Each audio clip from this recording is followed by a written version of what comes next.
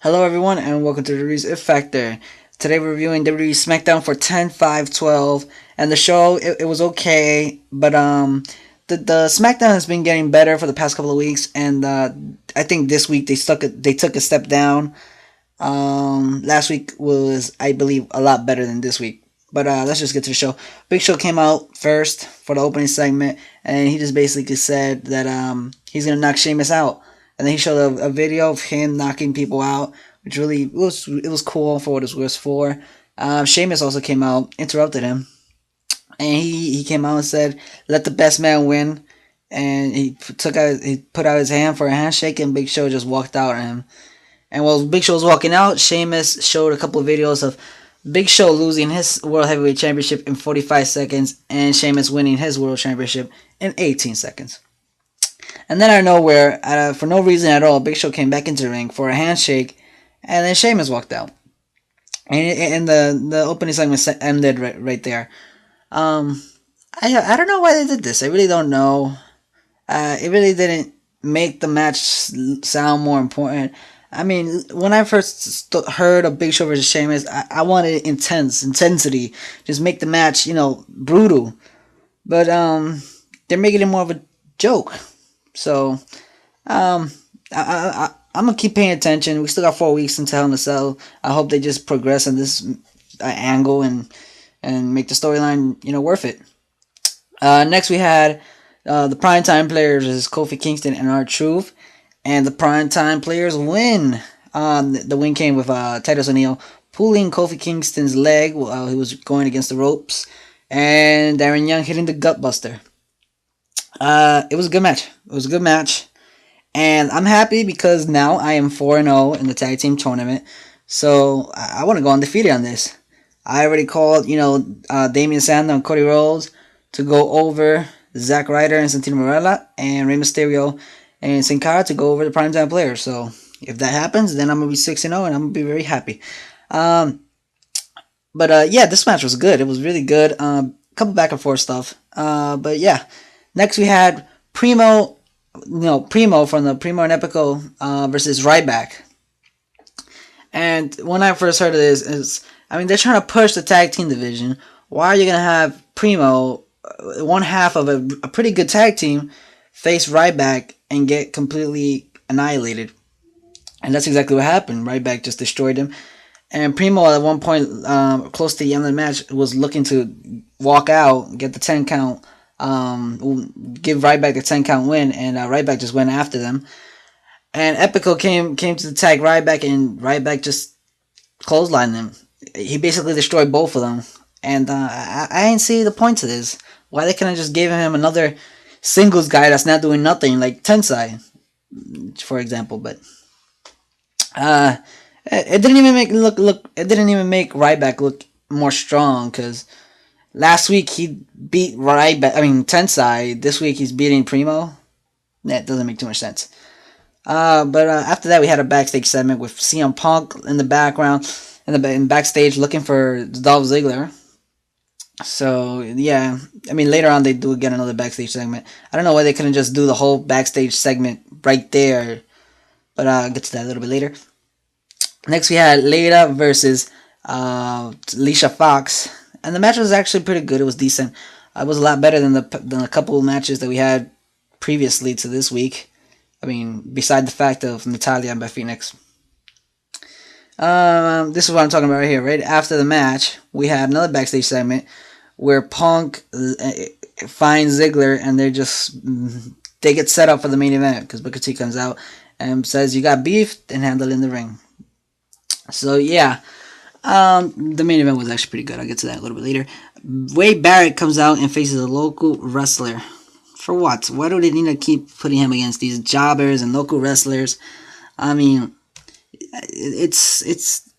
not needed. Put him in a real feud already. I've been reading reports online of stuff that the officials like Wade Barrett, that they're gonna push him pretty soon, that they think really high of him. Then use him how he should be used. Don't put him in these crappy matches that I honestly don't give a crap about. Alright, next we had Sheamus versus The Miz.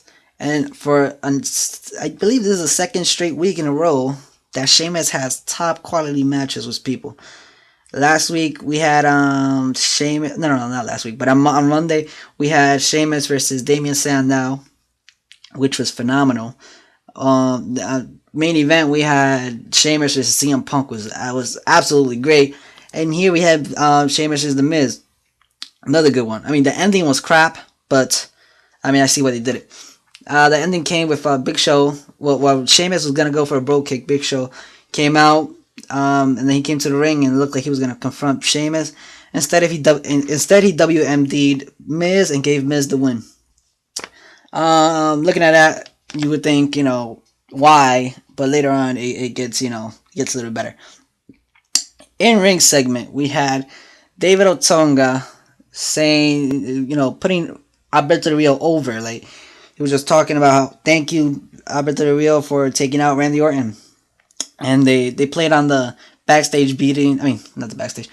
The after show beating that Alberto Del Rio gave Randy Orton last week for Randy Orton not being there that night. And Alberto Del Rio came out to Randy Orton's entrance. I mean, the song, the movements, everything. It was funny. It was great. That was hilarious. But Booker T came out and basically made a match between Alberto Del Rio and David Otunga versus Team Hell No, Kane, Daniel Bryan. Kane and Daniel Bryan did win. And, Daniel Bryan won with the flying headbutt. Don't know why he won with a flying headbutt, but he won with a flying headbutt. We had a backstage segment with Eve, Teddy, and Booker T. And throughout this, at the ending, it looked like, I mean, maybe it's me just thinking all goofy and stuff, but, or maybe me just trying to be creative and trying to put something, creative to Teddy Long and make him more relevant. But wouldn't it be cool if Teddy Long turned heel? I'm just coming up with ideas for Teddy Long. But wouldn't it be cool for Teddy Long to turn heel and try to take over SmackDown or something? Something they could play along with. It'll be really interesting. Next, we have Big Show versus Tensai. And when Big Show was going to go for his WMD, Sheamus came out running and hit Tensai with the bro kick and just walked out. That was pretty awesome. WMD to The Miz was okay, but when Sheamus came out running and just ran to the ring and just hit a bro kick and walked out like he was the man, that looked awesome. Next we had a Raw replay, which I usually don't like them because they take up too much time and they're not needed for SmackDown. But this week I liked it a lot. And mainly because it was more around AJ. They just focused on AJ a lot in this replay, so it was good. And now is the main event time. Okay, let me just get some breath here because I'm gonna be talking for a long time. Okay, main event time. We have CM Punk, WWE Champion, versus Dolph Ziggler, Money in the Bank winner.